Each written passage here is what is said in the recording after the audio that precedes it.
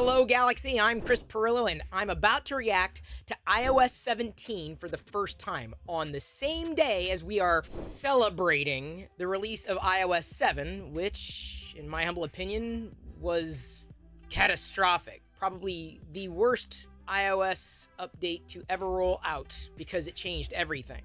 In my humble opinion, for the worse. I have freshly installed iOS 17 on my iPhone 14 Pro Max, knowing full well that later this week, I'll be funboxing the iPhone 15 Pro Max in this channel, so stay tuned for that if you love a good funboxing. I used to love iOS back in the day, and then iOS 7 was released, and since then, I've suffered through hiccups, jank, slop, and the like, and I'm not the only one to have had complaints about the release of iOS 7 and beyond. iOS is in sore need of being rebooted from the ground up, and I realize that would be a challenge for everybody who's accustomed to iOS, but let me tell you, iOS has not been as fluid for me as Android since then. So the thing I'm looking forward to most in iOS 17 is to see if there's any more fluidity or if it's still just as hiccupy as it has been as far back as I can seem to remember. All right, I got notification screen really doesn't look that much different. I can clear away notifications like I can before. Sometimes when I'm swiping notifications on iOS, it snaps back the notification. I don't know if I'm the only one, but I seem to have to go completely horizontal with the swipe on iOS. Anywhere, gesture, nav, everywhere throughout the operating system and experience. That's one of the reasons why I'm not really a fan of the iOS notification center. See? I just updated, had not used the iOS 17 beta. You can't see it anymore because it's disappeared. I don't know why. And away we go. I gotta enter my passcode because, you know, fresh reboot. What is my passcode? Oh yeah, 1138. It's a Star Wars reference. Booyah! I'm at the lock screen. It looks just like iOS 16. Okay, fluid swipe up, down. All right. See, that's what I'm saying. I was swiping. It just happened, and I don't know if it was caught on tape. Probably not, because we're not using tape. We're not living in the 80s, are we? Are we? Maybe I should record something on VHS, just for old time's sake. Anyway, I went to swipe out of the app library, and as I was saying about the notification center, sometimes if you don't have a perfectly horizontal swipe, it doesn't swipe. And that's one thing that really annoys me about the lack of tolerance in iOS. So I guess I'm intolerant of iOS. Yeah, I don't know why the keyboard pulled up there. It's weird. I don't know. Springboard has been glitchy to the point where, you notice, I don't even have any app icons here apart from what is in the app library. And the reason I do that is because I just got tired of reorganizing things, because inevitably when you go to press and hold an icon and then they shake with the X, it's just not been a great experience on iOS for a long while. So I just decided after they launched App Library to just use App Library and or the search at the top of App Library. I'm kind of struggling to recognize the differences between iOS 17 and 16, and I've used it before, certainly, and I know there are new features available, but I'm going to have to refer to the website because what's changed? So far, the things that I would have wanted to have seen changed have not changed. Bless your heart, iOS. Maybe one day. I admit it, I'm more of a software enthusiast than I am a hardware enthusiast. To me, the experience is all about the software. The hardware is secondary and there to support the software. So I see things that most people don't see, and sometimes they're hard to explain. I'm going to look at the iOS 17 website. It says, every day more extraordinary. Huh? How is this supposed to be more extraordinary every day? Are they going to be rolling out software updates that quickly? Let's see here. Customize what people see when you call. Hey there! Yeah. Can you see the difference? I'm using iOS 17. They can't see me because it's a phone call. I see. They're talking about the caller ID screen. Okay. They look stylish. That's a nice update. But I don't use the iPhone as a phone. I use it as a continuity camera for the live stream at live.pirillo.com. Send a call to voicemail and see a live transcript of the message. That's nice because everybody hates voicemail. And by the way, if you're the one who leaves voicemail, everybody hates you. They've updated messages, all your message apps in one place. Oh wait, iMessage apps. But now there's a check-in feature, so that's a good safety feature to have if you're going someplace and you want to let your friends or family know when you arrive. That's something that can happen automatically. Catch up and swipe to reply. Search filters, good additions. Read and audio transcription, all your stickers in one place. Again, not being someone who uses messages anymore, I hope you're having a blast with it. I kind of wonder how long it's going to be before the EU comes down on Apple for that. And I know they're trying to worm their way out of that kind of regulation, but the thing is, it's a challenge when you're dealing with people who only want a message there. I'm like, but why? I mean, Apple doesn't even want to adopt RCS as a standard. Why? I mean, that's actually hurting Apple customers more than it's hurting anybody who might be using RCS. FaceTime. Record a video or audio message when someone misses your FaceTime call. Okay, so they've reinvented video messaging. I guess that's a feature. FaceTime on Apple TV. Cool. Just put a couple of Apple TVs up for sale when I switched to the Google TV with Chromecasts, because Google TV with Chromecast is a better TV experience than what Apple TV provides. Standby, a new full screen experience, so that's nice with the always on display if you have your phone on your nightstand, or forget the nightstand, even at your desk.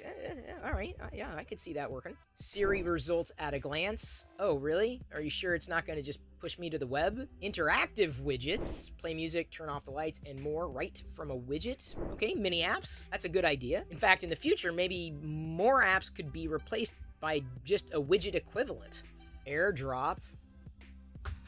I don't think that's what they were talking about. So basically, you could give your contact card to another Apple iPhone user just by like coming close to that phone. But here's the thing. I don't know if I like that as a general idea for any platform, because more often than not, someone who wants to get a hold of me can get a hold of me, and we don't need to exchange contact information that way. Or they're asking for it, and then I feel awkward socially, you know, even more than I normally am. I would be inclined to actually set up a fake contact card and take away a lot of my information, so that when someone wanted to do that, they wouldn't get everything. They would just get basically the parts that I would want to share with them. They continue with the share play features, which I never really used because I don't really share my media that way. I don't know. I've got friends, I've got family, but you know, again, I have to assert that the way I use it is going to be completely different from how you use it. You may have a favorite feature on this new operating system. I'm just curious to know what's changed, and to this point, it just doesn't seem like a lot has changed. There's a new journal feature that I think is coming later this year. That's nice for the people who journal. Journaling suggestions personalized for you. Okay, because most people aren't going to take the time to write. You know, you put that together with something like ChatGPT, and why even bother living anymore? Just let technology do everything for you. Keyboard, even more accurate autocorrect. Oh, it's about ducking time. Safari's managing passwords differently, faster and more relevant search. Play music together. That's using SharePlay again if you use Apple Music. Collaborate on playlists. AirPlay now has the ability to learn your AirPlay preferences over time. That's one of the reasons why I do have an Apple TV here in the Play Shop, is to use AirPlay if I need to mirror a screen or what have you. It's like an extra monitor just in case. Siri's been updated. Spotlight's been updated. There's visual lookup with photos. That's a nice little feature. Health app's been updated. All their apps have basically been updated. It's incremental. There's nothing that's really all that exciting or compelling on the iPhone. However, on the iPad, this is my old iPad Pro, and I've passed it along to our daughter Jedi to use as a primary computer, and I love screen time on this. It's easy to manage, specifically from the Mac. Apple finally put their health app on the iPad, and that's nice because if you wanted to use an Apple Watch without being tethered to the iPhone to at least review the data, now you can do that because it allows for data synchronization. Not to say that you could use an Apple Watch without an iPhone, at least getting it set up, but it's nice to have. And the only thing that I would love to see happen is having the health app on the Mac OS. And I'm not sure if that's coming with the new version that is going to be dropping any day now. All in all, incremental's not bad, but maybe that's what we have to get used to. Should you update? Yes. You're not going to hear an argument from me. But if you're expecting anything different in iOS 17, let's go ahead and attenuate your expectations. I just remember being in love with iOS and not minding the skeuomorphism back in the day, the way it launched from iOS 1 through 6. I used to look forward to every release of iOS up and until that point. And then iOS 7, I'm coming back to it because that changed everything. Johnny Ive got his hand in the software. They thought the new version of iOS looked great. And yeah, I'm not going to disagree that it was a fresh coat of paint, but there was nothing wrong with the paint that was there before. It wasn't fading necessarily. Moving to flat design was possibly the right thing to do, but if they were to do it well, it needed to have the same degree of fluidity as previous versions, and it didn't. What was lost in that shuffle was an experience that I loved. I look forward to seeing new releases to see what's new, even in this release. There are a lot of new features, but nothing that I can even tell you about right now because I've already forgotten what new features are there. That curve has slowed way down. It was steep innovation, changes, in amazing differences between versions, and then we're here. We're just kind of coasting along. This is the way it is. I'm still seeing that in iOS 17 or iPadOS 17. Like, for example, if I open up the weather app and scroll, it immediately just skips as I'm scrolling down. Now, some would say, well, because you gotta wait for the data to load, and no, but sometimes even in other apps where the data has loaded, it still skips around. I remember older iPhones being far more fluid, even at 60 frames per second, than modern iPhones. iOS is more graceful in scrolling than is Android, and that's frustrating because on an Android experience, I can whip around.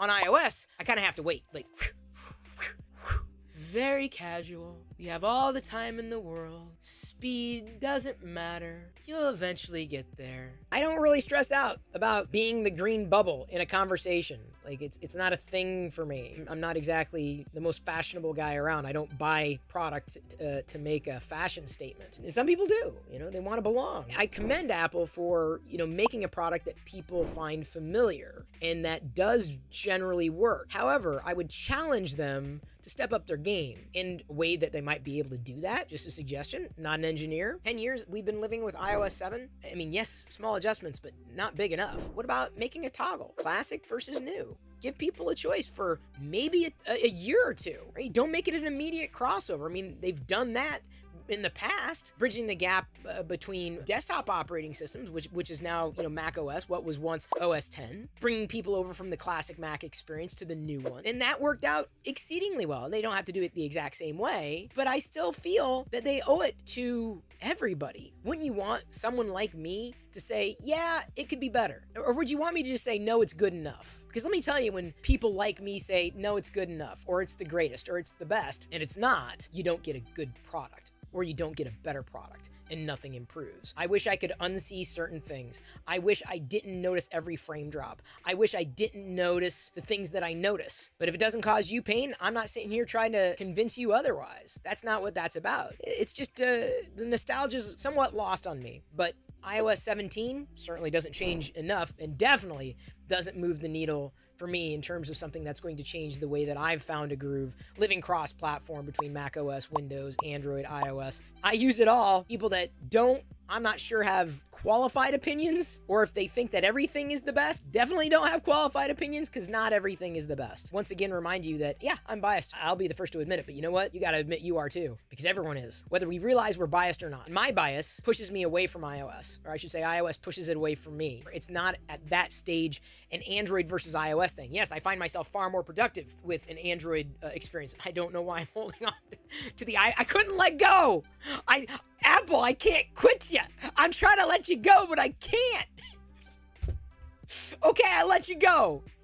Don't worry, there's padding on that because it's my kid's iPad, which is why I dropped it. No, that's not why I dropped it. It's just I was doing that for dramatic effect. Where was I? I'm not trying to start another holy war of Android versus iOS. This is me talking about iOS on iOS's merits alone, not comparing it to something else. On its own, it needs to improve. Technology is a race that never ends. You can't have a winner. It's always going to be changing. It's always going to be evolving, or it should. And I don't know if adding feature on top of feature on top of feature, especially the incremental ones, is providing that much better of an experience, is presented in a way that is a hell of a lot more fluid than it has been. Apple obviously doesn't see it my way. More than likely not their target customer, and my mom's calling me, so I'm gonna have to go now, because my mom's calling me.